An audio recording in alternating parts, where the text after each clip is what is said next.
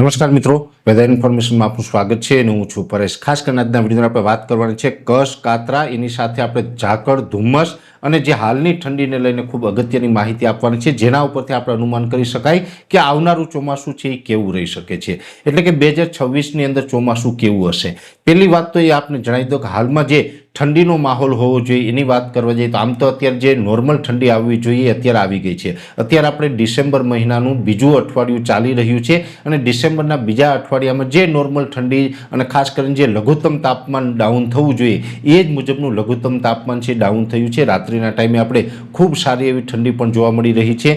વહેલી સવારે પણ જે ઠંડી હોવી જોઈએ એ ચોક્કસથી છે। આ એક વાત અલગ છે કે જે ગાત્રોથી જ આવતી ઠંડી કહેવાય, રેકોર્ડ બ્રેક ઠંડી કહેવાય, એવી કોઈ રેકોર્ડ બ્રેક અથવા તો જે હવામાનની દ્રષ્ટિએ જેને આપણે રેડ એલર્ટમાં મૂકી શકાય એવી કોઈ પરિસ્થિતિનું નિર્માણ નથી થયું, પણ નોર્મલ ઠંડી જે હોવી જોઈએ એ ચોક્કસથી અત્યારે જોવા મળી રહી છે। એટલે ઠંડીની દ્રષ્ટિએ જોવા જઈએ તો આપણું હવામાન છે એ નોર્મલ જ છે, આમાં કોઈ બહુ મોટો ફેરફાર નથી। પણ એક ફેરફાર ચોક્કસથી અત્યારે એ જોવા મળી રહ્યો છે, ઝાકળ એટલે કે જે ધુમ્મસ હોવી જોઈએ અને એની સાથોસાથ કચ્છ, કાતરા આ બેની ઉપર અસર પડી છે।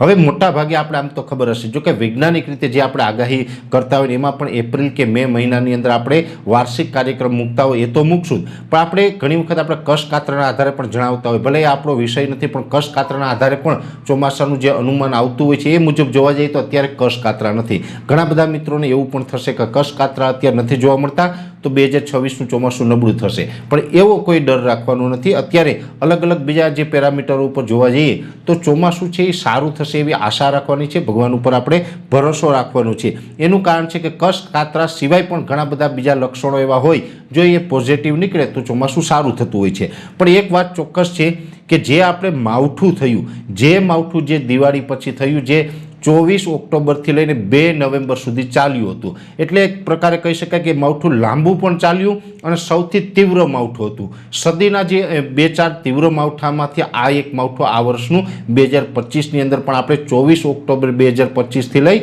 અને 2 નવેમ્બર 2025 દરમિયાન જે માવઠું જોવા મળ્યું અને એ માવઠું છે એની સિસ્ટમ પણ અરબ સાગરની અંદર બની હતી અને અરબ સાગરની અંદર એટલી મોટી સિસ્ટમ બની હતી કે ચોમાસા જેવો માહોલ આપણે સર્જાઈ ચૂક્યો હતો અને એ સિસ્ટમ છે એને કારણે આપણું આખું જે હવામાન છે ગુજરાત અને રાજસ્થાન હોય, મધ્યપ્રદેશ, મહારાષ્ટ્ર સુધીના વિસ્તાર હોય, એટલે કે મધ્ય ભારતનું જે આખું હવામાન છે એની વેધર સાયકલ આ સિસ્ટમને કારણે ખોરવાઈ ચૂકી છે। જેમાં જોવા જઈએ તો અત્યારે ડિસેમ્બર મહિનાની અંદર આપણે થોડી ઘણી પણ ઝાકળ આવવી જોઈએ, જોકે ઝાકળને 1-2 રાઉન્ડ સામાન્ય ચોક્કસથી આવ્યા છે, પણ જે ઝાકળ હોવી જોઈએ એ ઝાકળ ચાલુ વર્ષે આપણે કોઈ ખાસ નોંધાઈ નથી। એટલે ઝાકળની દ્રષ્ટિએ અત્યારે થોડુંક હવામાન છે એ નેગેટિવ ચાલી રહ્યું છે અને એની સાથોસાથ જે આકાશમાં કચ્છ, કાતરા થવા જોઈએ ને આપણે સ્વાભાવિક રીતે બેસતા વર્ષના દિવસે પણ વિડીયો મૂક્યો હતો કે કારતક મહિનાની એકમ એટલે કે બેસતા વર્ષના દિવસેથી લઈ અને હોળીનો દિવસ ફાગણ મહિનાની પૂનમ સુધી આકાશમાં જે કચ્છ થાય એના 225 દિવસ પછી આપણે વરસાદ આવે એટલે કે ચોમાસામાં એ વરસાદ થાય, તો એ કચ્છ અત્યારે બિલકુલ નથી થતા। એકદમ આકાશ ચોખ્ખું રહે છે, ખુલ્લું રહે છે, એટલે આકાશમાં કચ્છ નથી થતા અને એની સાથોસાથ ઝાકળ આપણે જોવા નથી મળતી, ધુમ્મસ વહેલી સવારે જોવા નથી મળતી। આ બંને બાબત ઉપર જે નેગેટિવ અસર પડી છે, આ અસરની પાછળ કોઈ મહત્વનું કારણ હોય તો એ છે આપણે જે માવઠાની સિસ્ટમ બની હતી, જે 24 ઓક્ટોબરથી લઈને 2 નવેમ્બર સુધી માવઠું થયું, આ સિસ્ટમને કારણે મધ્ય ભારત સહિત અનેક વિસ્તારનું હવામાન છે ખોરવાયેલું છે। જોકે ઘણી વખત એવું બને કે આવી કોઈ મોટી સિસ્ટમ હોય, ઘણી વખત વાવાઝોડા બને અને એ વાવાઝોડું અથવા તો મોટી સિસ્ટમને કારણે વેધર સાયકલ ખોરવાય તો એને રાબેતા મુજબ થતાં પણ પછી થોડોક સમય લાગતો હોય છે। એટલે અત્યારે એટલું ચોક્કસથી કહેવાય કે અત્યારે જે કચ્છ, કાતરા નથી થતા અને ઘણા બધા મિત્રોએ મને રૂબરૂ પણ ફોન કરીને પૂછેલું છે, રૂબરૂ મળી ગયા હોય એને પણ પૂછેલું હતું, ઘણા મિત્રોએ વોટ્સએપ કરીને પૂછેલું હતું પરેશભાઈ કચ્છ, કાતરા નથી થતા, ઝાકળ જોવા નથી મળતી, તો હવે આનું આપણે શું સમજવું? ત્યારે અમે અલગ અલગ પ્લેટફોર્મ ઉપરથી જે રિસર્ચ કરતા હોય છે એમાં અમારું જે અનુમાન છે એ મુજબ અમને એવું લાગી રહ્યું છે કે જે છેલ્લી સિસ્ટમ હતી એને કારણે આ તમામ સાયકલ ખોરવાઈ ગઈ છે અને એને કારણે આપણે કચ્છ, કાતરા કે વાદળછાયું વાતાવરણ કે ધુમ્મસ જોવા મળતી નથી। એટલે અત્યારે ભલે ઠંડી આપણે નોર્મલ નજીક ચાલી રહી છે છતાં પણ વેધર સાયકલ ખોરવાયેલી છે, જેને કારણે અત્યારે આપણે ધુમ્મસ, ઝાકળ અને કચ્છ, કાતરા ઉપર આ નેગેટિવ અસર પડી રહી છે।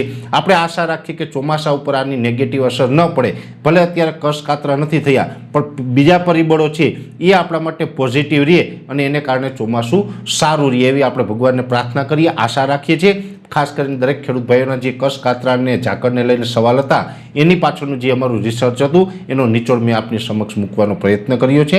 વિશેષ માહિતી છે નેક્સ્ટ વિડીયોમાં આપવામાં આવશે. અત્યારે આ વિડીયોની અંદર એટલું જ. અંતમાં દરેક મિત્રોને વિનંતી રહેશે, વિડીયોને લાઈક આપીને દરેક ગ્રુપમાં શેર કરી દેવો. જો તમે અમને યુટ્યુબ ઉપર જોઈ રહ્યા હોય તો ચેનલને સબસ્ક્રાઈબ કરજો. ફેસબુક પેજ ઉપર જોઈ રહ્યા હોય તો ફેસબુકને પણ પેજને ફોલો કરી લેજો અને આપણું ઇન્સ્ટાગ્રામ આઈડી છે પરેશ ગોસ્વામી ઓફિશિયલ, એને પણ ફોલો કરજો. અત્યારે આ વિડીયોની અંદર એટલું જ. રજા આપશો.